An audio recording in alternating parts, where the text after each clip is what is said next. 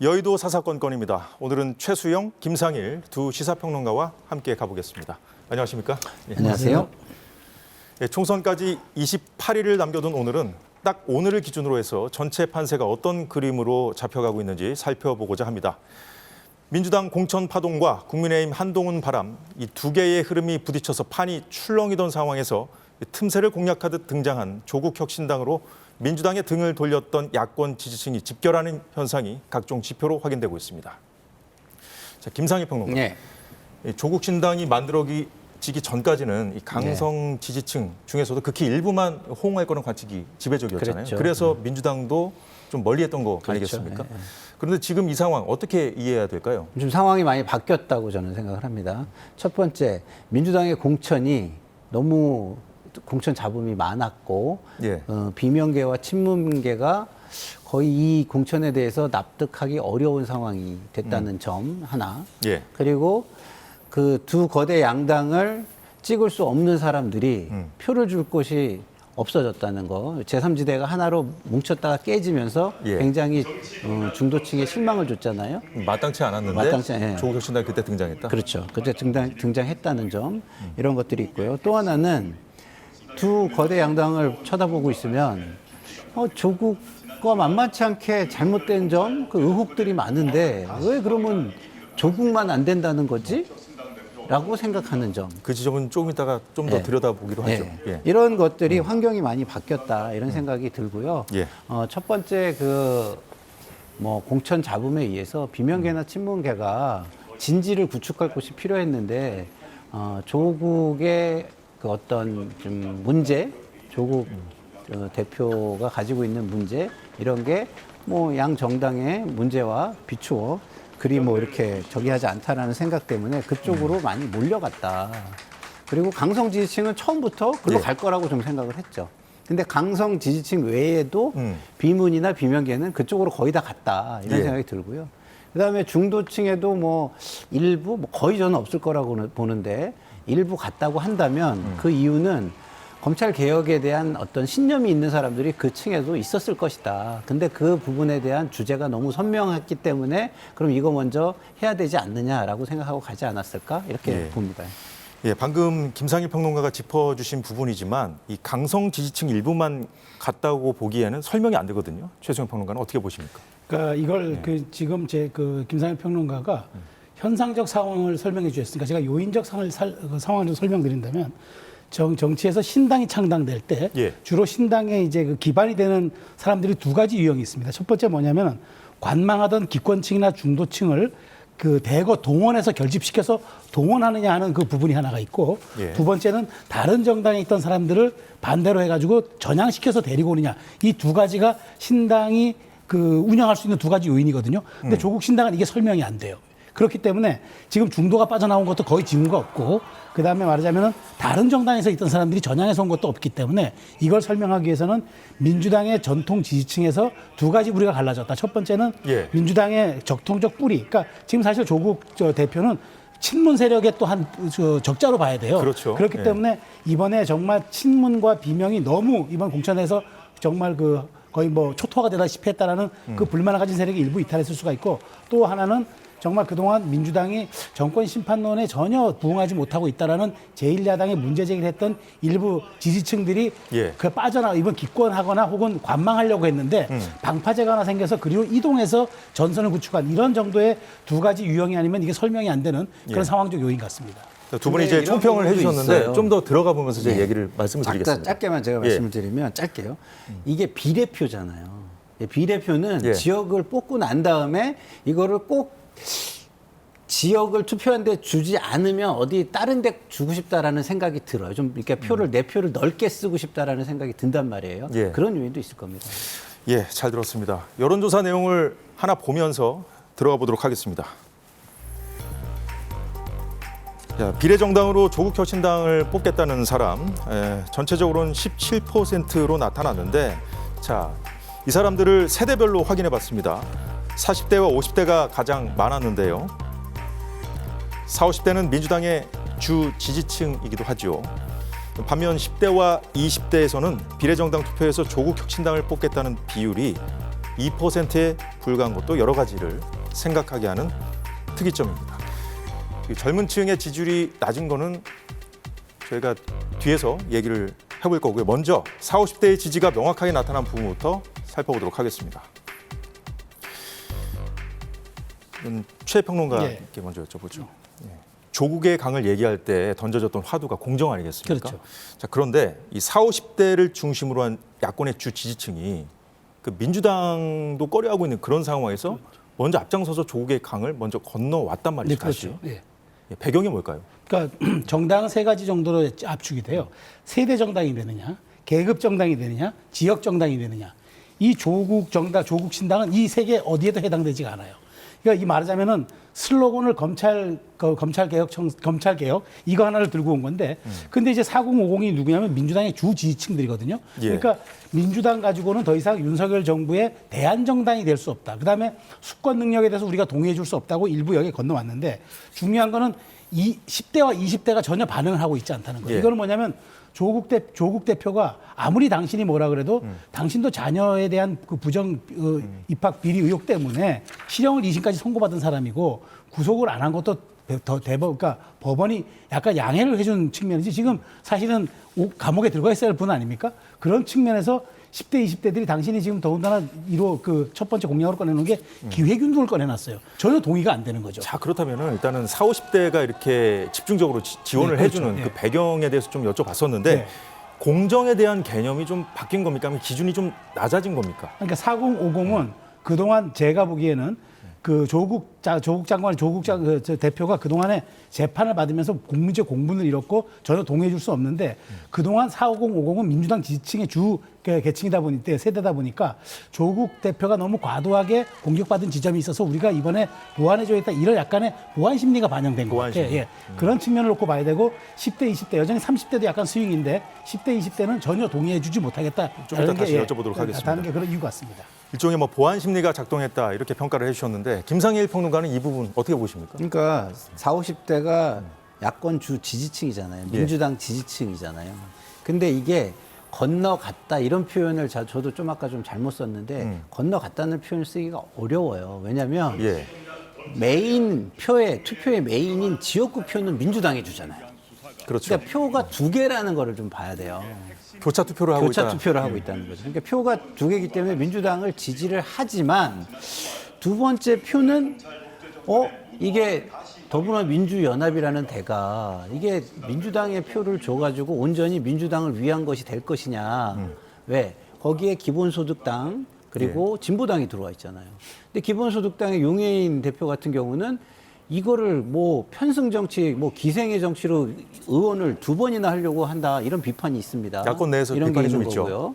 그 부분이 하나 있고, 두 번째는 진보당의 경우 너무 극단 아니냐, 대선에는 도움이 안 되는 거냐 아니냐, 이런 것도 있습니다. 뭐 한미 연합훈련은 반대한 그렇죠. 그런 네. 이력 있는 네. 사람들을 하지 않았습니까? 그렇기 네. 때문에 여기보다는 그러면은 두 번째 표는 더 우리 편 같은 조국 혁신당에 주는 게 좋겠다라고 생각하는 사람들이 아까 말씀드린 대로 요번 공천에서 굉장히 배제가 된 쪽에서 그러면은 저쪽에 비례표는 주자라는 생각을 했을 가능성이 되게 많아요. 그 이유는 아까 공정의 개념 말씀하셨잖아요. 예. 보니까 윤석열 정권을 심판해야 되는데 그거를 지금까지는 조국의 강이라는 표현으로 조국은 공정하지 못하니까 안 돼라고 봤었는데, 이 두 개 거대 여당을 봐도, 여당과 야당을 봐도 예. 별로 공정해 보이지가 않는 거예요, 양쪽 다. 그러니까 두 번째 표는 그럼 약간 우리가 굳이 이렇게 조국 그 혁신당에 이렇게 냉정할 필요가 있는가? 한 표는 어차피 예. 민주당에 줬는데라는 층이 민주당 내에서 상당히 분화하고 있는 예. 것이 아닌가, 이렇게 보는 게 맞겠다. 예, 그렇게 이제 지역구는 민주당을 뽑아주더라도 그렇죠. 이제 비례는 조국 혁신당으로 가는 흐름이 생겼다. 이게 지표로도 나온 게 있습니다. 여론조사 내용 하나 더 보겠습니다. 같은 조사에서 나온 내용인데요. 비례정당 대표를 뽑는 정당 투표에서 조국 혁신당을 뽑겠다. 지지 정당별로 확인을 해봤습니다. 저희가 국민의힘 지지자의 경우에는 0%, 놀랍진 않습니다. 그런데 민주당 지지자의 경우에 이 30, 5%나 조국 혁신당에 하겠다고 했습니다. 민주당은 위성정당이 있음에도 불구하고 새 진보 연합은 11%로 나오고 있는데 진보당은 11%로 나오고 있죠. 저 작은 정당들이 모여서 지금 민주당이 위성 그렇죠. 정당이 된 거 아니겠습니까? 그럼에도 불구하고 비례는 조국 혁신당을 뽑겠다는 그 민주당 지지자들의 움직임이 확실히 지금 나타난 거지 않습니까? 최 평론가님. 자, 그런데 민주당이 이 상황, 어쨌든 민주당 위성정당의 표가 좀 이탈하는 거잖아요. 어쨌든 조국 혁신당. 이거 가만히 두고 볼까요? 계속해서. 지금은 연대한다고 하지만. 자, 이재명 대표의 고민은 그런 게 있을 거예요. 설령 이제 조국 대표의 조국 혁신당이 선전을 해서 야권의 파이는 커지지만 만일 저기서 민주당의 비례정당 몫을 많이 가져가 버리면은 실질적으로 민주당이 일당이 못 됩니다. 국민의힘이 일당이 되고 사실상 야권의 파이는 커져서 과반이 될지라도 이재명 대표는 총선에서 패배하는 거예요. 그러다 보니까 위험감을 느껴서 이른바 빵을 두 손에 들고 나서 몰빵론을 정리하는 겁니다. 우리를 찍어주세요. 근데 이걸 직접 말은 못하고 왜냐하면 조국 혁신당이 갖는 또 상징성과 지금의 포션이 일부 지분이 있기 때문에 그 말을 직접 할 수도 없고 저는 민주당의 딜레마라고 생각합니다. 우리가 딜레마다. 흔히 이카루스의 밀란 날개를 얘기하잖아요. 너무 태양 가까이 가면 타 죽고 너무 떨어지면 얼어서 죽고 그러니까 민주당 입장에서는 지금 조국 신당에 가까이 가려니까 중도가 이탈할 것 같고 너무 떨어지려니 정권 심판론이 희석될 것 같으니 중간에서 이도저도 못하는 지금 그런 상황이 됐단 말이죠. 저는 민주당의 딜레마가 더 깊어질 것 같은데 어쨌든 민주당은 겉으로는 몰빵론을 얘기하지만 내부적으로는 말하자면은 정권 심판론에 당신들은 도와달라는 우회적인 요청을 하면서 이른바 투트랙 전략으로 갈 것 같습니다.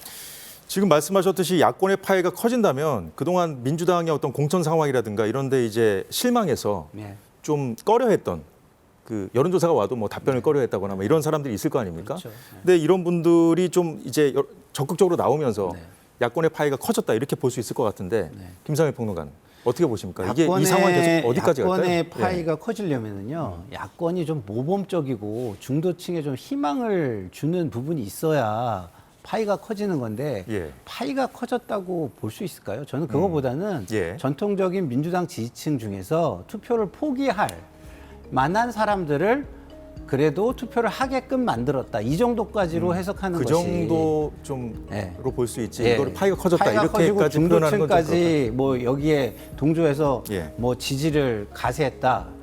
이렇게 보기엔 저는 어렵다고 보는 게 지금 두 거대 양당과 조국 정당 세 개 정당을 보면은요 국민들이 보고 배울 게 없어요.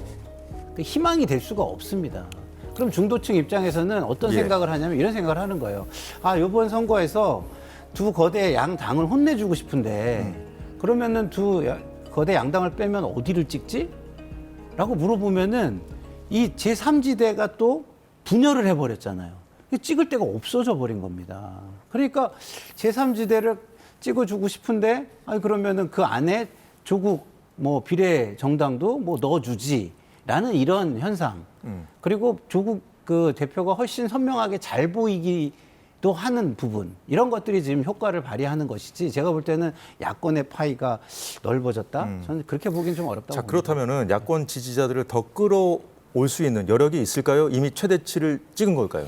야권 지지층은요. 그리고 여권 지지층도 마찬가지지만 결집할 만큼 결집했어요. 이미 최대치를 찍은 거라고 보십니까? 최대치를 저는 찍은 거라고 보고 이제 중도층들이 이제 선거가 가까우면 결정들을 해나갈 거 아닙니까? 그런 부분이 일부 그 결정에 의해서 현상들이 조금씩 변화가 보이는 부분들이 나타나는 것일 뿐이다. 저는 이렇게 생각합니다. 최수영 평론가님은 어떻게 보십니까? 외연 확장에 좀 한계를 좀 드러났다는 그런 지표들도 있어요. 저희가 좀 이따가 볼 건데. 근데 지금 사실 조국 신당은 제가 표현한다면 이제 눈이 뭉쳐진 상태는 맞아요. 근데 이게 굴러가면서 눈덩이가 될지는 아직은 미지수입니다. 그런데 지금 또 이 지표에는 뭐가 또 포함되어 있냐면 조국 신당의 컨벤션 효과가 좀 일부 있어요. 아직은 지금 말하자면 떠오르는 그런 말하자면 지금 그런 분위기가 있는 거고 또 하나는 이제 우리가 급상승 중인 어떤 후보나 단체에게 네거티브 공격이 가해지잖아요. 오히려 그럼 거기가 더 상승세를 더 타는 그런 이제 말하자면 네거티브 효과가 있기 때문에 그런 측면도 지금 다 표집이 되고 반영이 됐다고 본다면은 저는 이제 확장성이 이제 조국 신당이 이렇게 보는 거예요. 지금은 현재까지는 야권의 반사 이익을 얻은 걸로 왔지만 그럼 조국 신당이 앞으로 뭘 꺼내놓을 거냐. 지금 벌써 1호 법안이 한동훈 예. 특검법 아닙니까? 네. 제가 보기에 이런 식으로 와서는 중도 확장까지는 못 가죠. 그래서 지금은 반사 이익을 받지만 앞으로의 확장성에 대해서는 저도 그렇게 많은 가능성을 보지는 않습니다. 예, 방금 말씀하신 대로 조국 대표가 한동훈 위원장까지 겨냥한 법안을 국회 입성 뒤에 발의하겠다는 입장도 밝혔는데 잠시 들어보겠습니다. 조국혁신당은 22대 국회 첫 번째 행동으로 한동훈 특검법을 발의하겠습니다. 22대 국회 개원 즉시 정치검찰의 고발사주 의혹, 윤석열 검찰총장 징계 관련 의혹, 딸 논문 대필 의혹 사건 규명을 위한 특별검사의 임명 등에 관한 법률, 이른바 한동훈 특검법을 발의하고자 합니다. 최수영 평론가께 바로 한 걸음 더 들어가서 여쭤보죠. 지금 조국 위원장이 이런 식의 어떤 메시지를 던지면 여권에서 하는 말, 반응을 한마디로 요약을 해보면 그건 당신이 할 말은 아닌 것 같은데 그렇죠. 이거거든요. 그래서 실형까지 이미 선고받지 않았습니까? 그렇죠. 예.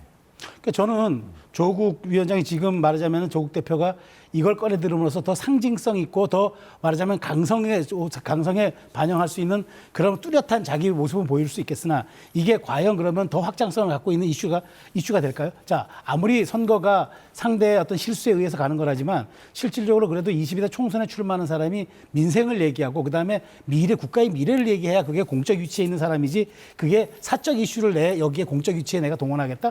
그건 아무리 생각해도 동의가 안 될 지점이에요. 그런데 왜 이걸 꺼냈을까? 조국 대표도 알 거예요. 그런데 지금 민주당이 윤석열 정부 심판론을 꺼내니까 나는 한동훈 위원장 심판론을 꺼내겠다. 그래서 같이 우리가 따로 똑같이 한번 가보자 그 얘기를 하는 것 같은데 이렇게 되면 역풍이 부는 게 뭐가 부냐면 보수 지지층이 더 직결할 가능성이 하나가 있고 예. 또 하나는 중도에서 과연 그러면 조국 대표가 할 말이 아니라는 그 특검법을 꺼냈는데 민주당은 어떻게 할 거냐고 또 묻는다 보면 민주당이 여기에서 제대로 대답하지 못한다 그러면은 바로 전 여기에서 조국의 확장성은 제한될 수밖에 없다. 그런 측면에서 이건 양날의 칼일 겁니다.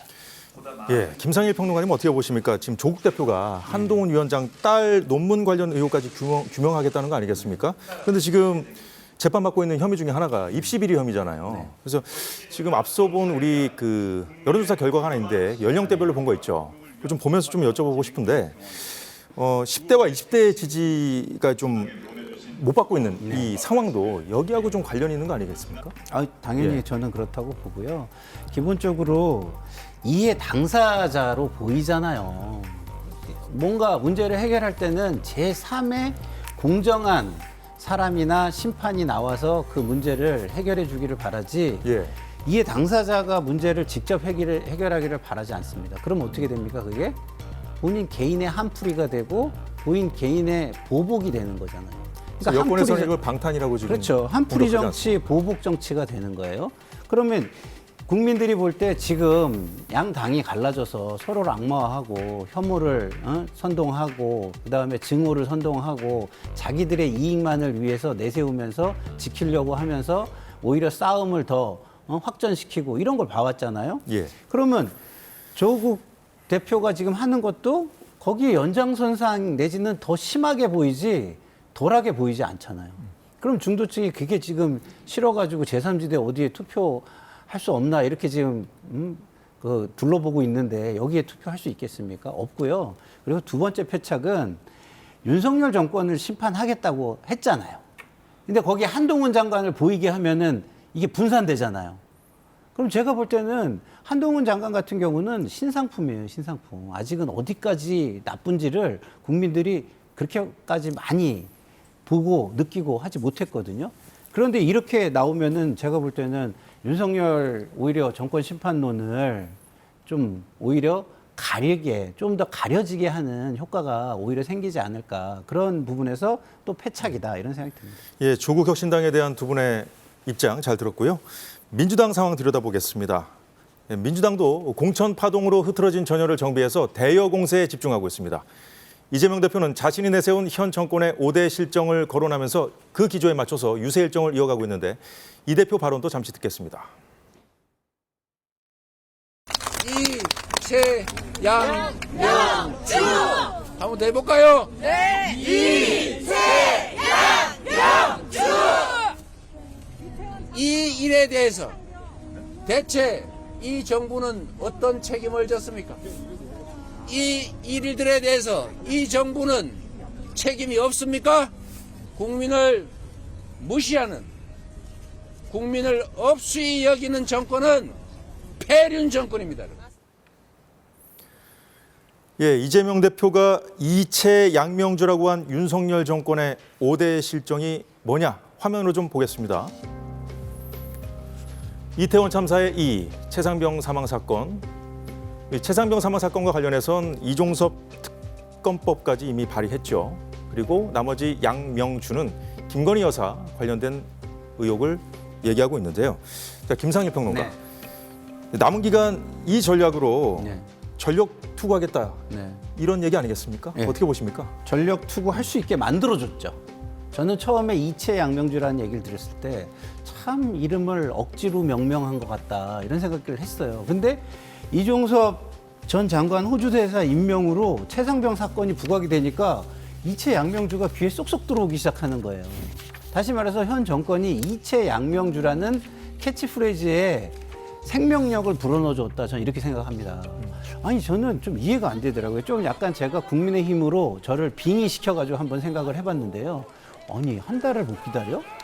이런 생각이 들더라고요. 제 생각에는. 그러니까 민주당이 너무 공천에서 잡음이 심하고 지지율의 변동이 일어나고 이러니까 벌써부터 샴페인을 터뜨린 거 아닌가.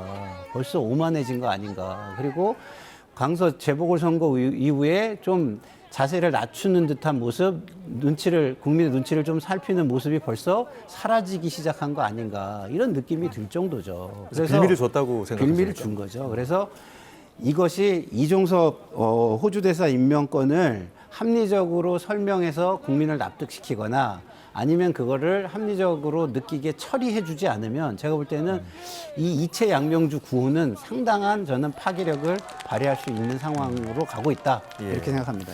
굳이 왜 이 시점에 대사로 임명해서 출국했고 굳이 왜 이종섭 전 장관이냐 뭐 이런 지점을 잡아서 이제 야권이 공세를 가하고 있는 상황인데요. 최수영 평론가. 네. 그런데요, 그 여권에서는 굳이 왜 총선을 앞둔 이 시점에서 공수처가 수사가 진행을 했고 선거 이슈로 만드느냐 이렇게 반박하고 있거든요. 그렇죠. 뭐 사실은 그 여권에서는 그거죠. 지금 그 호주와의 방산 협력이 지금 있는 상태고 또 더더군다나 지금 호주 대사가 공석인 자리에서 언제까지 비워둘 수 없었다. 뭐 그런 논란, 그러니까 그런 이유는 저도 충분히 이해가 돼요. 그런데 이제 조사받고 나가서 다시 들어와서 조사 또 받겠다고 했으니까 이 문제는 어느 정도 일단락 저는 이제 됐다고 보지만 그럼에도 불구하고 논란이 된다 그러면 이종섭 대사가 뭐 재외공관장 회의든 뭐든 들어와서 조사를 받는 게 맞는다 보는데 저는 이채 양명주의 5가지에 대해서 제가 드릴 말씀이 그겁니다. 이 5가지를 다 열거하다 보면 국민들은 알 거예요. 이게 새로운 얘기가 아니에요. 지난 2년 동안 많이 이슈가 됐었고 그다음에 그 단계별로 굉장히 논란이 뜨거웠던 그런 사건들이에요. 그래서 그렇죠. 이런 사건들이 뭐냐?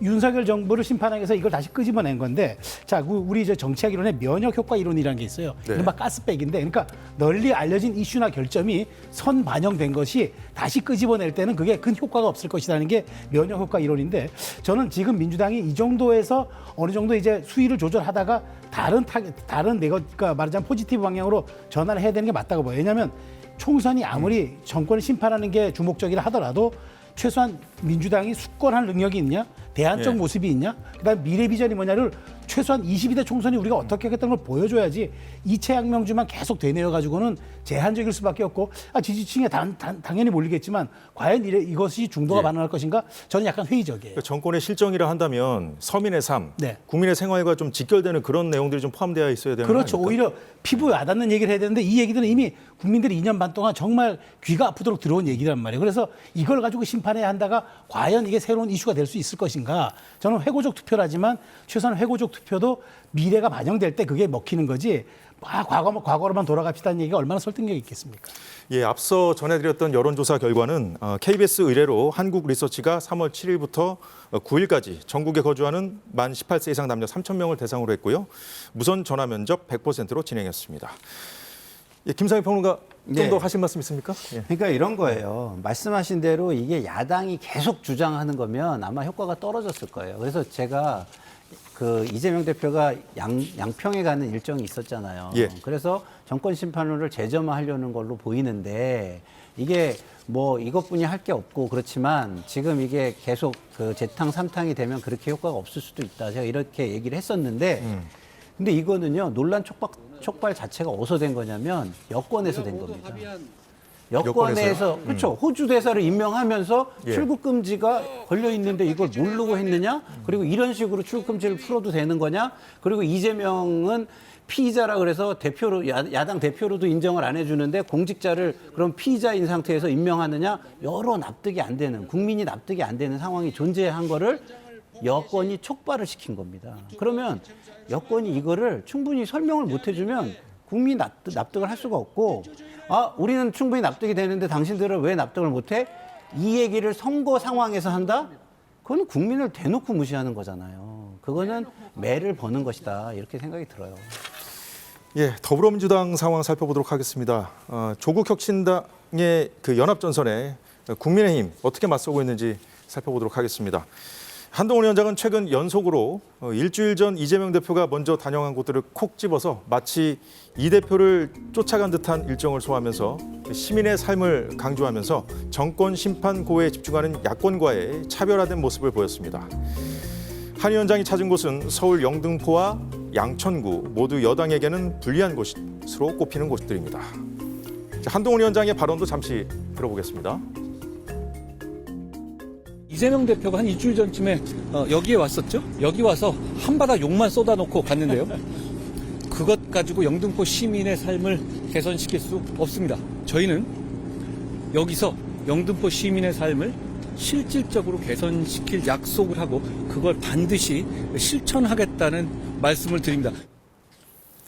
예, 지금까지 총선의 판세는 한동훈 위원장이 국민의힘으로 오기 전과 후로 나눠서 봐도 과하지 않을 정도로 차이가 분명하다는 데는 이견을 내기 어려울 겁니다. 다만 그 야권이 전열을 가다듬어서 공격하는 이 시점에 한동훈 위원장이 어떤 메시지를 들고 나올지 주목됐는데 결국은 시민의 삶이군요.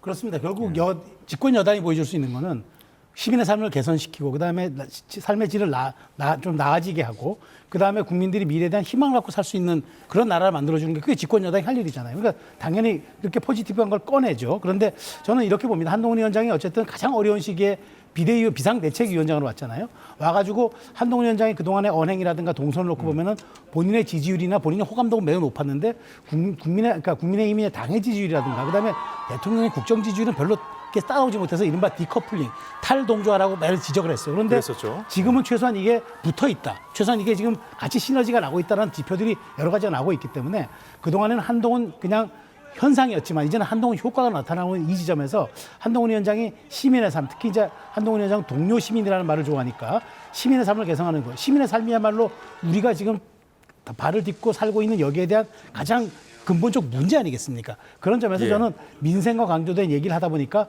시민의 삶이라는 가장 쉬운 표현으로 쓰는 건데 저는 어쨌든 이제 이재명 대표가 얘기하는 이른바 2차 양명주의 심판이냐 시민의 삶이 개선되는 22대 총선이냐 이제 이걸 가지고 판단하시겠죠. 자, 그런데요. 이 한동훈 위원장이 강조하는 그 시민의 삶 이런 식으로 그 맞서는 전략 외에도 좀 더 필요한 것이 뭐라고 보십니까? 그럼? 근데 이게 너무 이제 추상적이잖아요. 그래서 저는 그렇다면 이제 남은 한 3, 4주간의 기간에는 실질적인 데이터로 보여줄 수 있는 것들, 그다음에 구체적으로 끄집어낼 수 있는 것들 끄집어내줘야지. 지금 계속 경기가 안 좋다 이런 얘기가 많지 않습니까? 그럼 그렇다면은 이런 것들이 어떤 상황에 있었고 어떻게 할 것인지에 대한 여당 대표로서의 어떤 그런 구체적인 비전을 얘기해야지 지역을 다니면서 여기 살면 나아지게 하겠다, 여기 살면 나아지게 하겠다. 그래서 저는 거대한 장검의 정치가 아니라 살라미식으로 잘 잘라가지고 얘기하는 건 좋은데 그럼에도 불구하고 좀 더 구체성을 띈 그런 것들이 좀 필요한 시점이 아닐까 그런 생각이 듭니다. 한동훈 위원장이 비상대책위원장을 맡은 이후에 지지율이 많이 오르고 분위기가 반전된 측면이 분명히 있지 않습니까? 그런데 아까 말씀하셨듯이 그 이번에 최상병 관련된 것도 이제 여권에서 오히려 좀 빌미를 제공했다 이렇게 지적을 해주셨는데 그 상대당이지만 어떤 식으로 좀 대처하는 것이 좋을 거라고 보십니까? 저는 처음부터 이 방송 과거 거 돌려보시면 알겠지만 지금 공천 과정에서 그 민주당이 못하는 거에 반사 이익일 뿐이다. 지금 이것은 이런 얘기를 했어요. 결국 한동훈 비대위원장의 힘으로 지지율을 올리려면 차별화를 하는 수밖에 없을 거고 이 공천에 이 본인이 열심히 저작을 했는데 그 저작한 공천이라는 책에 이름을 붙일 수 있어야 할 것이다. 저는 이런 얘기를 했어요. 그래야만 전투에 이기고 전쟁에 지는 결과를 맞이하지 않을 것이다. 이런 얘기를 했잖아요. 근데 공천 과정에서 읍참마속으로 보여줄 수 있는 그런 반성, 희생 하나도 안 보여줬습니다. 그거 국민에게 약속했던 거 아닌가요? 약속했던 건데 하나도 안 지켰잖아요. 그렇기 때문에 제가 지금 공천이 끝난 상황에서 한동훈 장관이 해야 되는 부분은 저는 포용과 차별화라고 생각해요. 제가 참모라면 자, 유승민 전 대표 찾아가십시오. 찾아가서 대표님 우리 함께 이 총선에서 좀 기여합시다. 도와주십시오.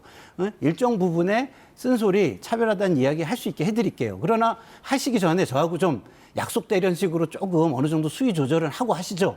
예? 대신에 좀 도와주십시오. 이래가지고 전 모셔오겠어요. 왜냐하면 정치는 보여지는 게 굉장히 중요하고 그 시각화가 연상작용으로 이어집니다. 그래서 제가 처음에 한동훈 비대위원장이 와가지고 지역을 다니면서 지역의 작은 부분들을 건드려서 연상시키는 걸 가지고 정말 비주얼라이제이션을 잘한다라고 얘기했잖아요. 그게 지금 한동훈 장관한테 사라졌어요. 그러면 지금부터라도 그걸 살려내고 차별화를 통해서 그거를 국민에게 연상효과를 줘서 이 집권 여당은 지금 정부가 잘못 갈 때 그래도 국민의 목소리를 반영해서 전달을 해주거나 최소 조정하는 노력을 보여주겠구나 이런 확신을 주지 않으면 제가 볼 때는 똑같은 거예요. 싱크로율이 너무 높아지는 거죠. 예, 뭔가 새로운 차별화가 필요하다, 차별화 전략이 필요하다는 말씀을 해주셨는데 이 공천 상황에 대해서 좀 짚어주셨잖아요. 이 양당의 공천 상황은 이제 마무리 단계에 접어들었고요. 이젠 그야말로 과거의 한 말까지 책임져야 하는 이 관리 모드로 들어가는 단계인데요. 자, 이런 가운데 서울 강북을 민주당 경선에서 비명계 박용진 의원을 꺾은 정봉주 전 의원의 2017년 발언이 다시 논란이 되고 있습니다. 일단 들어보겠습니다.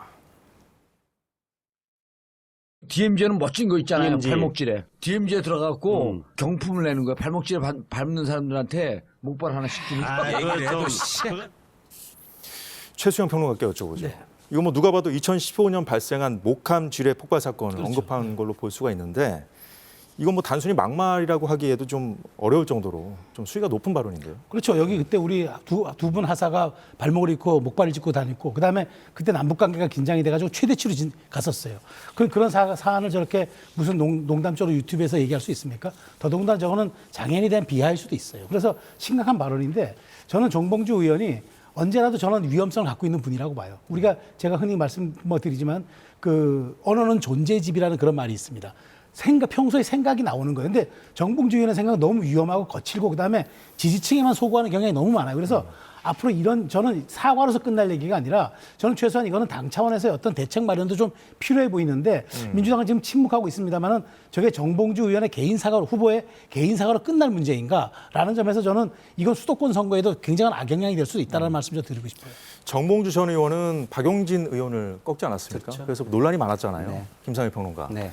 자, 앞으로도 이제 좀 뭐랄까요? 지금 공천 잡음이 좀 거의 이제 잦아드는 그런 수순이긴 하지만 계속 이렇게 나오고 있잖아요. 네. 최수영 평론가는 이제 앞으로도 계속 논란거리를 만들 수 있다 그런 우려가 있다고 말씀해 주셨는데 어떻게 생각하십니까? 예, 뭐 논란거리를 만들 가능성이 저는 상당히 있다고 보고요. 그렇기 때문에 저는 박용진 의원이 거기서 후보로 결정되는 게 맞다라는 주장을 저는 계속 해왔어요. 이런 부분의 우려도 저는 함께 있었던 것이죠. 얘기는 안 했지만. 그래서 과거를 찾아서 여당의 공격이 우리 후보들에게 이런 부분이 있으면 계속 공격이 이어질 것이다라는 생각이 들고요.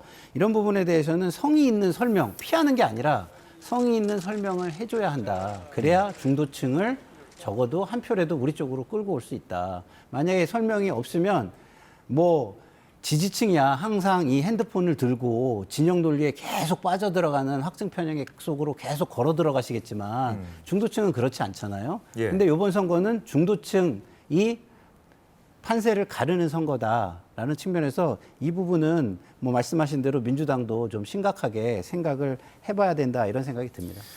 예, 국민의힘에서도 역시 과거 발언이긴 합니다만 도태우 변호사 5.18 관련 발언과 일베의 글을 자신의 SNS에 공유한 것으로 확인되면서 국민의힘 공천관리위원회가 도 변호사 공천을 재검토했었는데 도 변호사 공천을 그대로 유지하기로 결정했습니다.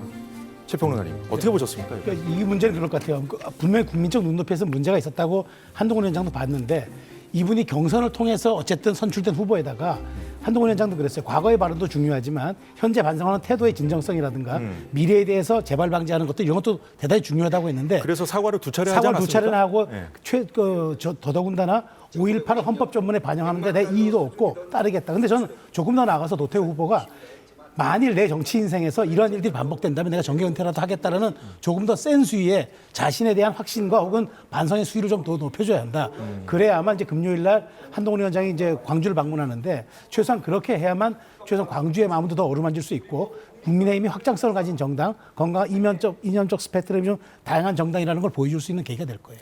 이거는 그러면 한동훈 위원장이 국민 눈높이에서 재검토하겠다고 했었잖아요. 그런데 이제 여러 가지 당내 그 여론을 고려한 결정이라고 보세요? 그렇습니다. 그러니까 그 어쨌든 TK에 대한 그 영향도 고려하지 않을 수 없었는데다가 어쨌든 본인이 절차적 정당성을 가진 경선 후보로 통과한 후보잖아요. 그렇기 그렇죠. 때문에 본인의 사과와 반성이 우선하고 재발 방지가 된다 그러면은 최소한 이 부분은 한번 좀 고려해 볼 필요가 있다고 어떤 포용성, 전략적 포용성을 저는 발휘한 그 결정이라고 생각이 됩니다. 자, 김상희 평론가. 네. 이제 앞서 봤던 그 정봉주 전 의원과 달리 뭐 경선 과정에서 논란거리는 없었거든요. 근데 이제 과거의 발언이 이제 다시 이제 수면 위로 올랐다는 점에서 공통점이 있는데 이 도태우 변호사 이 공천 그대로 유지한 것 결정 어떻게 보셨습니까? 중도층에 굉장히 실망을 줬을 거라고 생각합니다. 한동훈 비대위원장이 이걸 재검토하라 그랬을 때 저는 저한테 튀어나온 첫 마디가 오 한동훈 이거였어요. 예? 근데 공천 유지? 그럼 뭐하러 재검토를 시켰지? 그러면 처음부터 재검토 시키지 말고 그 후보가 열심히 사과하고 열심히 반성하는 모습을 보여주지. 예? 그게 차라리 낫지 않겠습니까? 재검토를 시켰는데 공천 유지로 나온다면 국민들 입장에서는 아 스타일 한동훈 비대위원장 스타일 구겼네 이렇게 생각하지 않을까요? 저는 그런 차원에서 한동훈 비대위원장의 개인적인 정치 앞날에도 좋지 않고 총선에도 좋지 않은 것이 될 것이다. 그리고 뭐 TK의 당내 여론을 생각했다. 아, 지금 총선을 앞두고 TK가 저거 하나 때문에 다른 뭐 투표 성향을 보이겠습니까? 오히려 수도권에 안 좋은 영향을 줄 걸 걱정하는 게 맞겠죠. 예, 잘 들었습니다. 오늘 여의도는 여기까지 하겠습니다. 김상일, 최수영 평론가 수고하셨습니다. 고맙습니다.